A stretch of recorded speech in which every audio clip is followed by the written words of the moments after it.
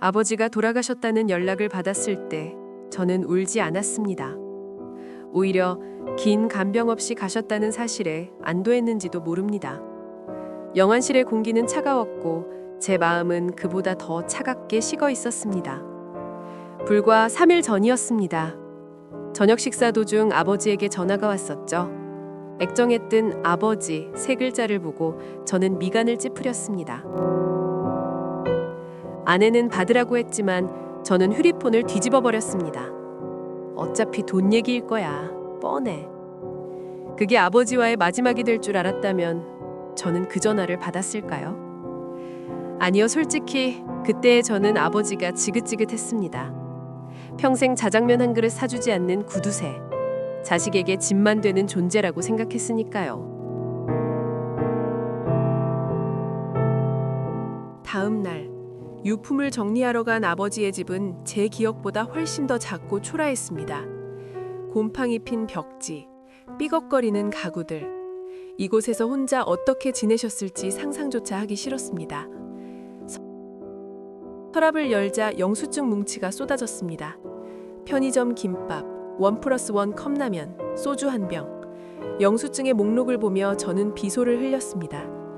역시 끝까지 이렇게 사셨네, 궁상맞게. 아내는 옆에서 눈시울을 붉혔지만 저는 화가 났습니다. 그렇게 악착같이 모아서 도대체 어디에 쓰려고 했는지.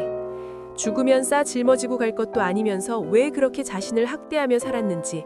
아버지의 인생이 너무나 보잘것없어 보였습니다. 침대 밑을 치우던 제 손끝에 낡은 구두 한 켤레가 걸렸습니다. 먼지를 털어내고 보니 밑창이 다 닳아버린 20년 전 제가 중학생일 때 아버지가 신으시던 바로 그 구두였습니다. 기억납니다. 그때 저는 아버지와 같이 걷는데 창피했습니다. 걸을 때마다 구두 밑창에서 찍찍 소리가 났거든요. 아빠, 구두 좀 새로 사요. 친구들이 본단 말이야. 제 투정에 아버지는 허허 웃으시며 말씀하셨죠. 아직 멀쩡한데 뭘. 아빠는 소리 안 들린다. 네가 예민한 거야. 그때의 부끄러움이 되살아나 저는 구두를 쓰레기 봉투에 던져버리려 했습니다.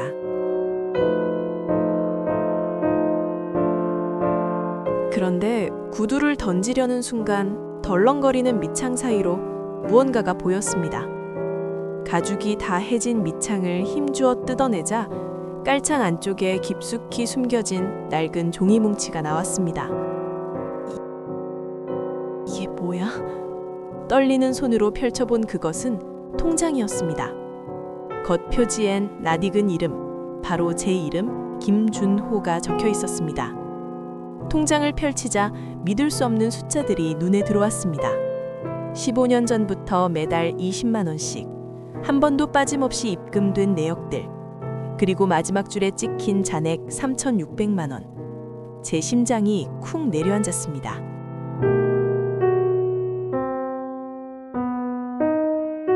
다음 날 저는 떨리는 마음으로 은행을 찾았습니다. 창구 직원은 컴퓨터 화면을 보더니 놀라운 이야기를 전해주었습니다.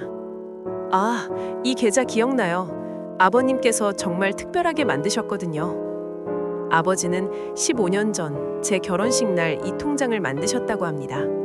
그리고 특약 조건 하나를 거셨습니다. 이 돈은 아들 김준호의 결혼 10주년이 되는 날 혹은 주택 구입 계약서가 있을 때만 출금할 수 있다. 직원의 말이 귓가에 웅웅거렸습니다. 결혼 10주년, 바로 올해였습니다. 아버지는 제가 전세살이를 면하고 내 집을 마련할 때 보태주고 싶으셨던 겁니다. 당신은 컵라면으로 끼니를 때우면서 20년 된 구두를 기워 신으면서 말이죠.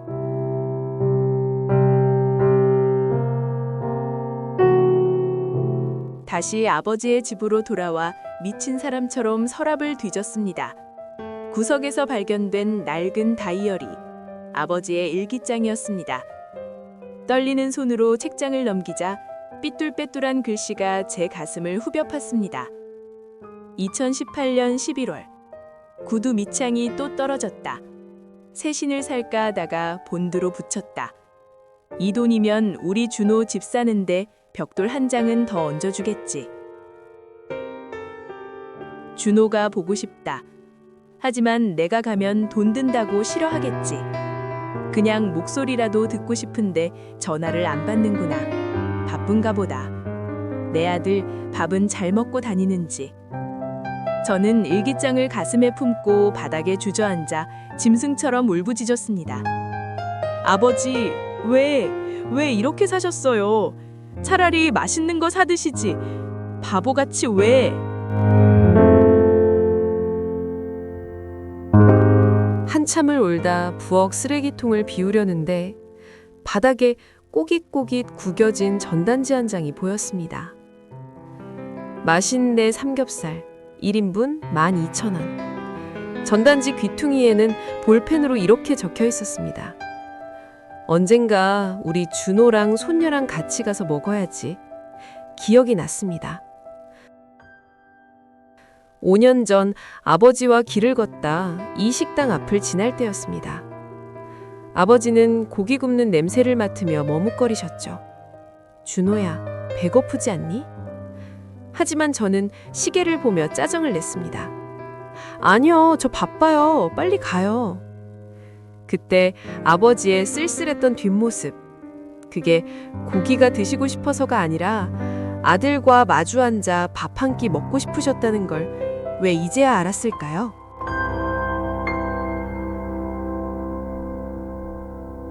저녁 늦게 집에 돌아온 저는 아내와 딸 지우를 붙잡고 한참을 울었습니다. 아버지의 낡은 구두와 통장을 보여주자 아내도 입을 틀어막고 눈물을 쏟았습니다. 우리가 너무 죄송해서 어떡해요.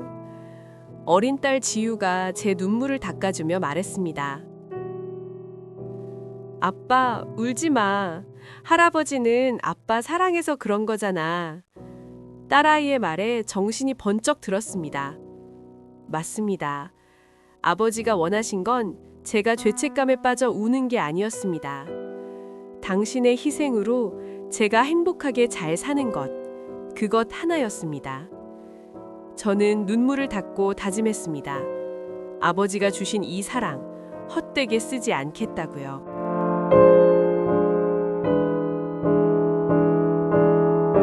일주일 뒤, 저희 가족은 아버지의 묘소를 찾았습니다. 저는 미리 준비해간 최고급 가죽구두를 상석에 올려드렸습니다. 아버지, 평생 헌 구두만 신으셨으니 이제 거기서는 이 좋고 편한 구두만 신으세요. 발 아프지 않게요. 그리고 아버지가 주신 돈으로 마련하게 될 새집 계약서를 보여드렸습니다. 아버지 덕분에 우리 가족 이제 걱정 없이 살 수 있어요. 정말 감사합니다. 그리고 사랑합니다, 아버지. 따스한 봄바람이 불어와 제 뺨을 스쳤습니다. 마치 아버지가 제 어깨를 토닥여 주시는 것 같았습니다.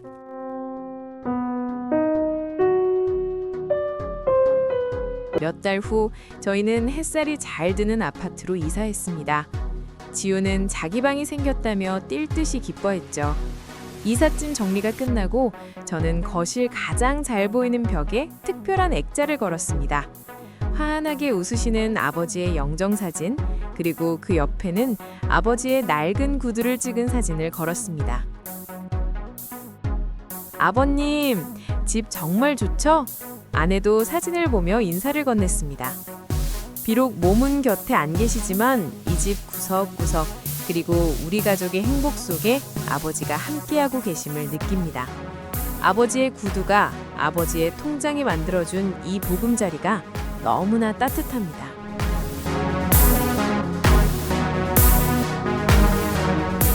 오늘 저녁은 외식이다. 제가 데려간 곳은 전단지 속 그 식당, 맛있네 삼겹살이었습니다. 지글지글 고기 굽는 냄새가 가게를 가득 채웠습니다. 저는 가방에서 조심스럽게 아버지의 작은 액자를 꺼내 테이블 한쪽에 세웠습니다. 아버지, 많이 기다리셨죠? 오늘은 제가 쏘는 거니까 마음껏 드세요. 잘 익은 고기 한 점을 아버지 사진 앞에 놓아드리고 제 잔과 아버지의 빈 잔에 소주를 채웠습니다. 건배! 가족들의 웃음소리가 식당에 울려 퍼졌습니다. 불판 연기 너머로 아버지가 빙그레 웃고 계신 것만 같았습니다. 사랑은 때로 화려한 말이 아닌 낡고 다른 구두 밑창 속에 숨어 있습니다. 우리가 그 투박한 사랑을 알아차리기도 전에 부모님은 이미 당신의 모든 것을 내어주고 계셨는지도 모릅니다.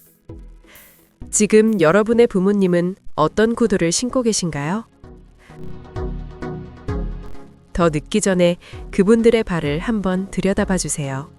그리고 따뜻한 밥 한 끼 꼭 같이 하시길 바랍니다. 아버지, 그곳에서는 편안하신가요? 정말 사랑합니다. 오늘 영상 마음에 드셨다면 구독, 좋아요, 댓글 부탁드립니다. 다음 회에도 더 좋은 영상으로 찾아뵙겠습니다. 감사합니다.